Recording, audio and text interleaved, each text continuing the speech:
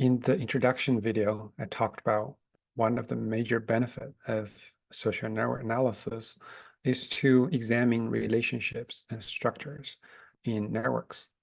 And in this video, I'm going to talk about a few different ways to help us analyze connectedness or connectivity of a network based on a number of measures that can capture distance, reachability, transitivity, reciprocity, and so on. There are all kinds of concepts that researchers have proposed in the past few decades to help us really capture those structures and relations and help us use this measure to achieve our distinct research goals. So as we demonstrate in the last video, you can directly load some of the existing data sets from Network X. We played with the Karate Club data set. And in this video, we're going to play with another data set, which is simpler, that is referred to as the kite social network. And this data set has 10 different actors. And if you're interested, you can refer to this paper to kind of know more about the background story behind this network, but that's not the focus of our video. And for us, we just want to use this simple data set to help us understand a set of measures that can be used to assess the connectedness of the network. To load this toy network, what you can do is, first of all, to import the Network X library or package, give it a nickname NX, and then from there you can call this function to load the kite graph into your Python environment. And here, this is the visualization of this network. And the reason it's referred to as the kite network is it looks like a kite, isn't it? As I mentioned earlier, there are 10 different actors, and you can already tell from this visualization, some of the actors are connected with a lot of, as you see, triangles. For example, 1, 4, 6. Those 3 different actors are deeply connected because they form a triangle. And some other nodes, for example, 8 and 9, they're a bit further away from other nodes. And they have to go through node 7 to reach other nodes in this network. So already see some very kind of interesting but basic features of this network. And the questions become how we can go further to find ways to describe this network using specific measures and indicators. One of the concepts in social network analysis is distance. I think that's a very basic concept in social network analysis because what matters a lot in a social network is how far away you are from particular node A to another particular node B. Are nodes far away or close to each other in this network? Which nodes are closest or furthest to other nodes? Which nodes are in the center? Which nodes are in the peripheral? Those are the basic questions we can ask based on the network data we have here. So we need a sense of distance basically to capture that, and there could be many ways to do it. Under the concept of distance, there's another concept called path. Path is more particular. It's defined as a sequence of nodes with each neighboring pairs connected by an edge. And you can also think of it, a path between a node A and a node B. It could be if A and B is directly connected, the path is just one edge.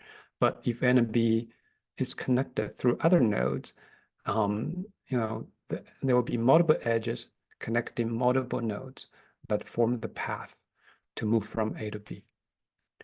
It's best to explain this idea, using this example. And here in the kite network, the question is, what path connects node 3 and node 7? Node 3 is right here in the middle. Node 7 is right here. And from here, we can see there are many different paths. Maybe the easiest path we can spot is 3 can go through 5 and then go to 7, or can go to 6 and go to 7. Those paths are but very similar. In the meantime, we can also recognize, we can maybe take a detour. We can go through from 3 to 0, and then go to 5 before hitting 7. Or you can take an even longer route, longer path. Go to 0, go to 2, go to 5, go to 7, or even longer. Go to 0, go to 1, 4, 6, 7. So there are many options, many different paths from node 3 to node 7.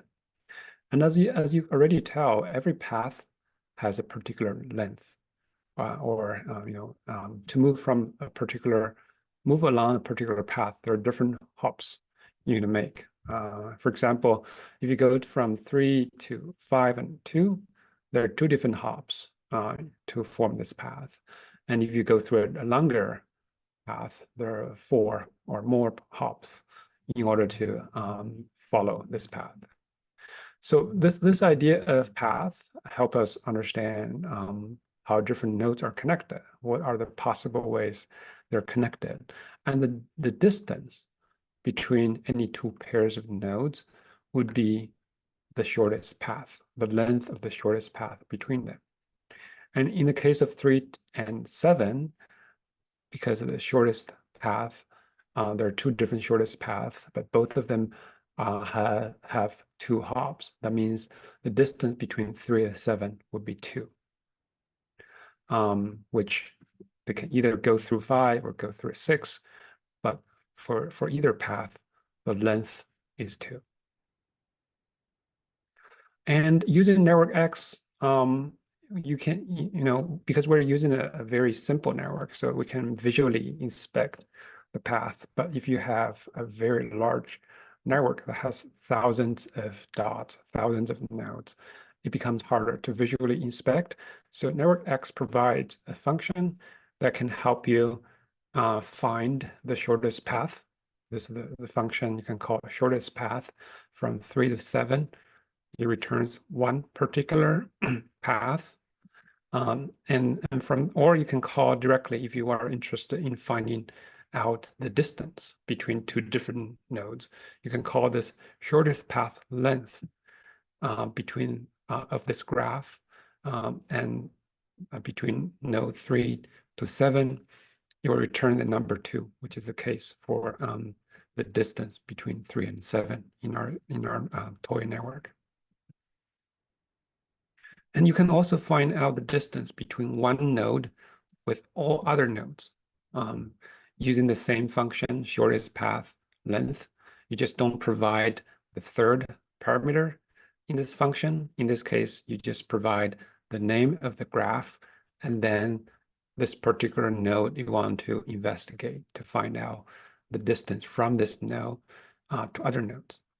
What you get from the result is a list of things, right? The first is the distance from the node 3 to itself. It will be 0, right? And then starting from there, it will go through all the nodes in this network. The distance from 3 to 0 is 1.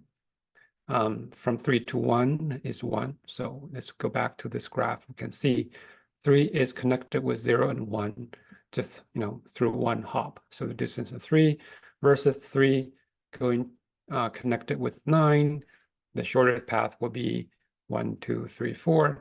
So the distance will be 4, which is consistent with the output of the function of network X. So this is the very basic measure that we can get started with in network analysis, and this is the building block of other measures that's more complicated, more sophisticated, and more useful in many cases for us to examine networks. So building on this measure of distance, there are a range of different measures. For example, there are distance measures. Again, the reason of analyzing distance is because in some cases we care about how ideas spread or how information travels in a network. So the distance matters because the further two nodes are, it's harder for idea or for a piece of information to travel between them.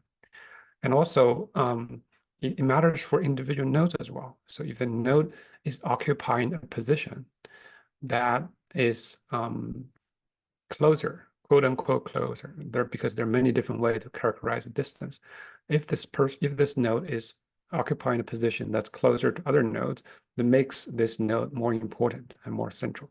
So the distance measure is really fundamental in terms of how we think about networks, because distance matters for structures. Distance also matters for individual positions. So going from the basic distance measure, we can think about other measure that's more sophisticated. For example, for any given graph or given network, what's the average distance among each pair of nodes? Because of the idea we have already understood in terms of distance, it's pretty easy to think about. We just calculate for each pair of nodes, there will be a distance. We just create get the average of all the distances between every pair of nodes. And in network X, there's a function that wraps the process of calculating the average just into the function. You can directly call average shortest path length. And then you fit the graph or the network as the parameter, you get the outcome, which is on average in this particular graph. The average distance is pretty small. It's 2. There are two hops on average between any pair of nodes in the network. Another concept or another measure of distance is diameter. Diameter is defined as the maximum distance between any pair of nodes in the network.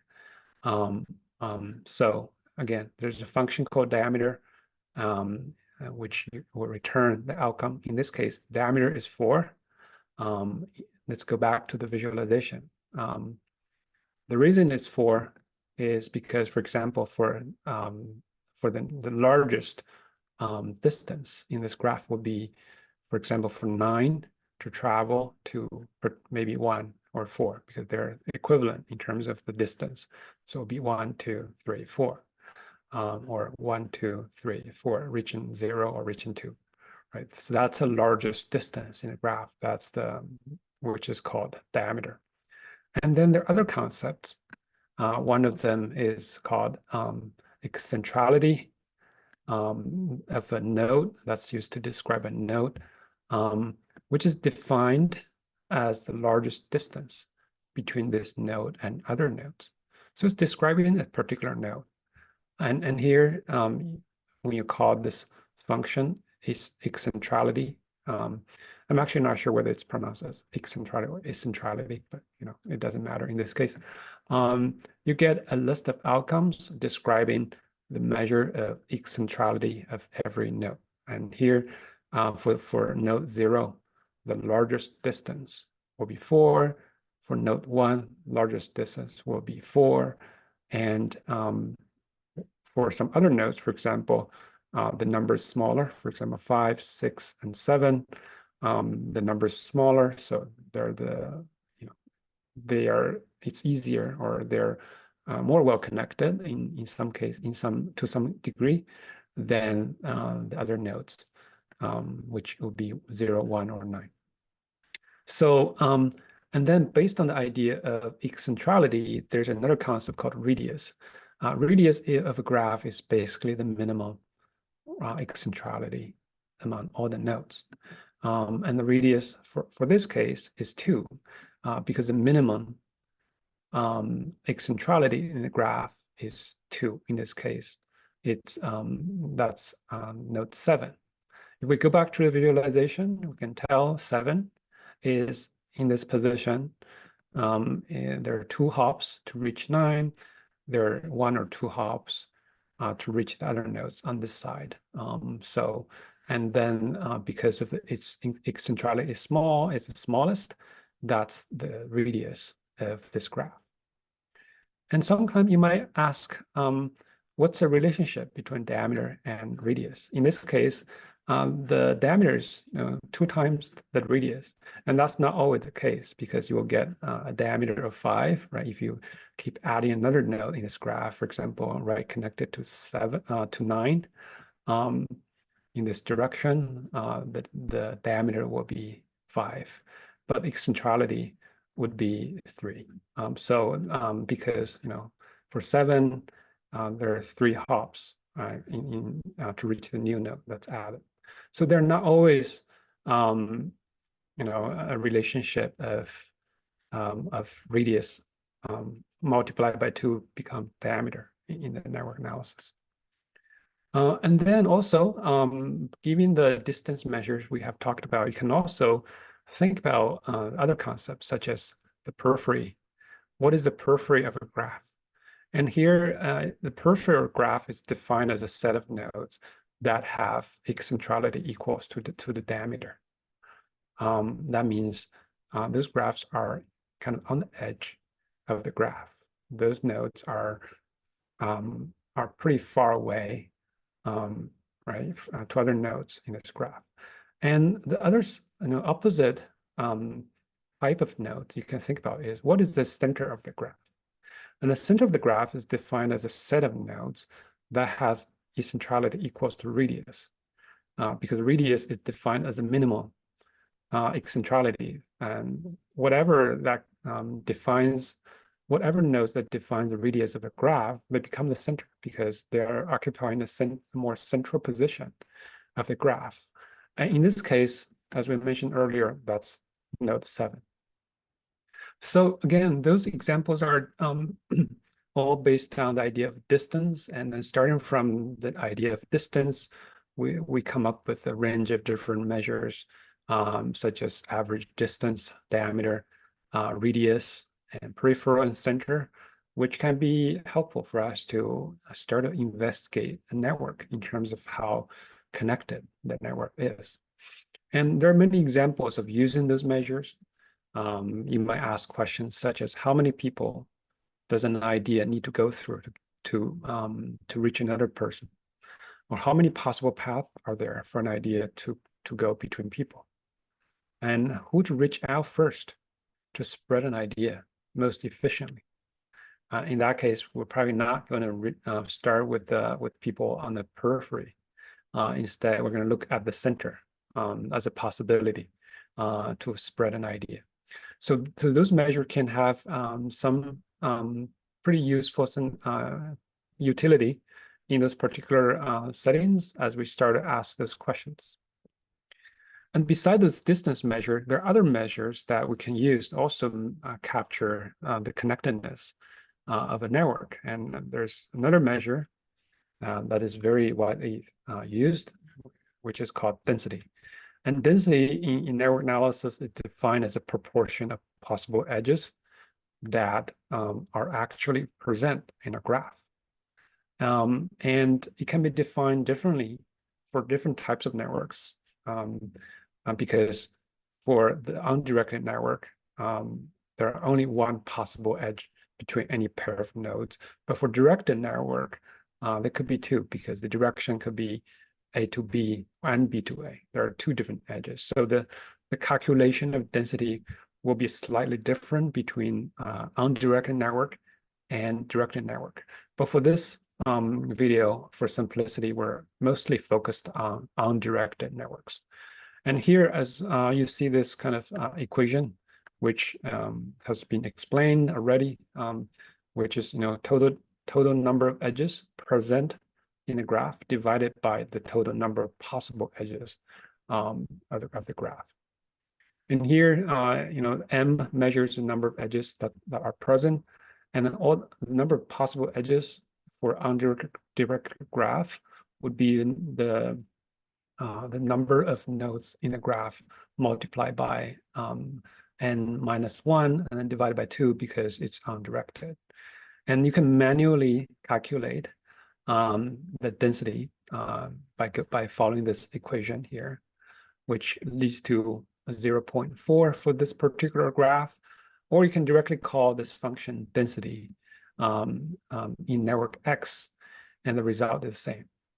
right? So density as a measure can be used to figure out how interactive a class could be overall. It's a very basic measure of how connected a network is. It's only based on, for example, how many edges you have based on how many possible edges you could have. But it gives you a sense of how dense the connections are. In some cases, it can be helpful to measure the level of collaboration, the level of interactiveness among students. And beyond density, there are other types of measures as well to, again, help us describe how connected a network is. And then one of the idea is to think about the concept of transitivity and clustering. And transitivity is conceived as one of the mechanism of network formation. And it's based on another idea, which is called triadic closure. The triadic closure as a mechanism of network formation is about the tendency for people who have shared connection in a network to become connected as well, right? Let's imagine there are three different nodes. There's I, J, and H. And in the moment, I and J are connected, and J and H are also connected. So in order to become, to close this triangle, I and H could be connected. And so if triadic closure is indeed a mechanism that drives the formation of the network, it's more likely to see I and J become also connected and to form this kind of transitive relationship within this triangle. And in other cases, if this network is intransitive, that means triadic closure is not a dominant or prominent mechanism of network formation. We're likely to observe I and J, I and H are not connected. So using network X, we can start to calculate the number of triangle each node is part of and start to measure whether this network demonstrates a strong sense of or a strong mechanism of triadic closure or a strong level of transitivity. And to do that, and the equation really quickly is to just count the number of closed triangle, which is I, H, and J are all connected, and then multiply by 3, and then divide it by the number of open triads, which is basically, in this case, the cases of intransitive triads. And the equation could be hard to kind of explain. So let's imagine a toy graph. You have the simplest triangle we can think of, right? It's first, we can use network X to create a triangle. In this case, we just create first an empty graph, and then we can add 3 different edges to the graph, right? Which forms this triangle. And we can just call there's a function called transitivity. You can just directly call that function to get the transitivity of this simple graph. And because it's a closed triangle, it's a closed triad, the transitivity of this simple graph will be 1, because it's for sure A and C and A and B, when they're connected, and C and B is also connected. But if we think about how we get to the measure 1, it's because there's one closed triad, which is A, B, C are connected. But there are 3 different possible open triad, which could be C go to A, go to B without thinking about this line, or A go to C and then go to B without considering A and B, and also A go to B, go to C. So 3 possible open triads will be plugged into the bottom of this fraction. And then there's number 1 of the closed triad will plug on the top of it. So it's 3 multiplied by 1 divided by 3. And that's why the transitivity of this graph is 1. If we add another new node, a node D, to this triangle, we get this graph. This graph will have another node D, which will introduce a few new open triads, such as DCA and DCB. So that will drive the transitivity of the graph down because we have the same number of closed triads, which is still one, but we have two additional open triads added to this graph. So you can call this function transitivity from network X. You'll get your number 0.6. You can manually calculate that as well. It will be divided by 5. So that's why the number is smaller than 1, right? So hopefully this gives you a sense of why, how this measure is calculated and how it measures, what kind of thing it captures in terms of connectedness. And for the kite network, you can do the same. You can call transitivity.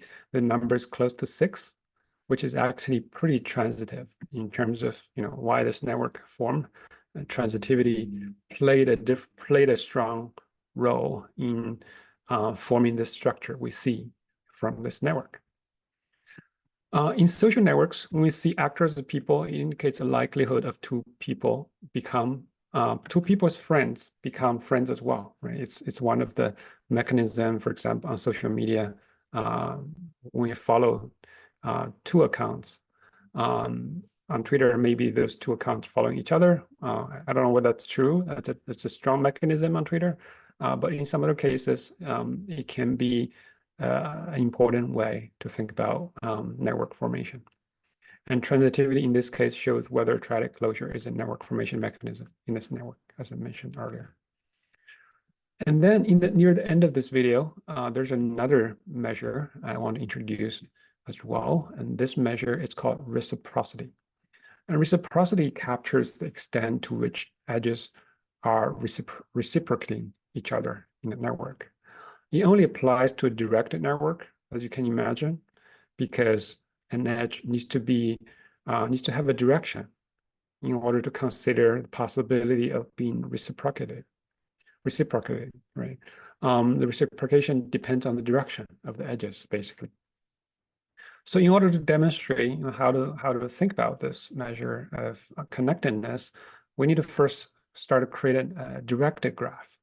I already demonstrated earlier in a previous video. You can create a directed graph using this die or D graph function. Here we start with the empty graph, and then we added a number of different edges connecting those different nodes.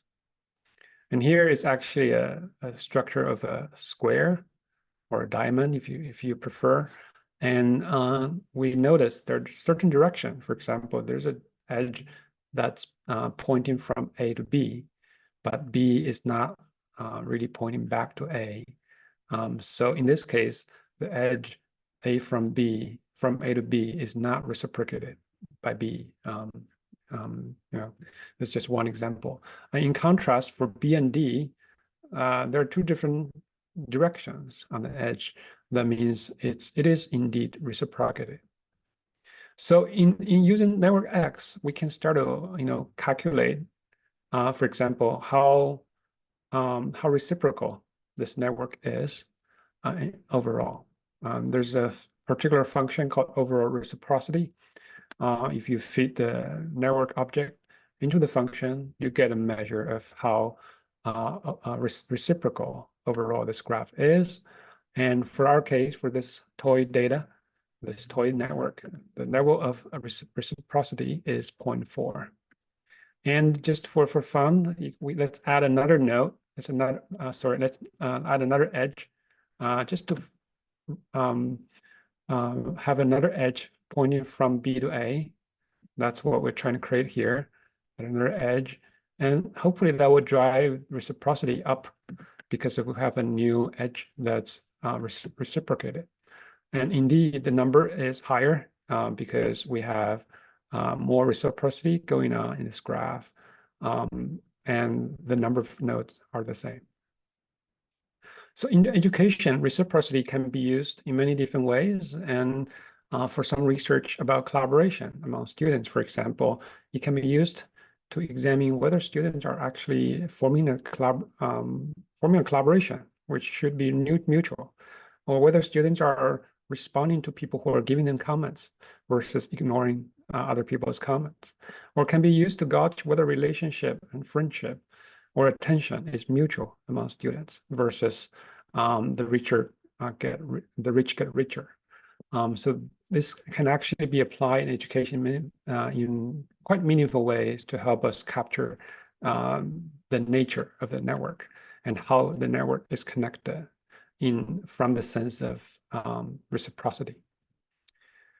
So just to summarize, I know there's a lot that has been covered in this video, but to summarize, there are a lot of network measures that we have introduced to basically describe the same thing, the same idea, which is how connected a network is.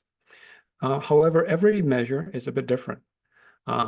It is capturing one specific type of connectedness or connectivity, right? The reciprocity is different from density. They will have different meanings for different contexts. And for simplicity, we have mostly focused on undirected network, and we haven't really considered the weight of the edges. We haven't really touched on dynamic networks at all. That's actually beyond the scope of this module. So more complex variation of every measure can actually also be calculated. If you're dealing with the directed network, there's a particular way to measure density. If you're thinking about the weights of the edges, the measures of connectedness can be different. Or if you think about temporality, you will think about the sequence of those links, which can also be considered if you move to more advanced network analysis. So, but I hope this introduction is helpful for you to start to think about how to use social network analysis to capture different types of connectedness of a network to describe the general feature of a network in order to answer some question you're interested in. But again, the sky's the limit. There are so many ways to go deeper.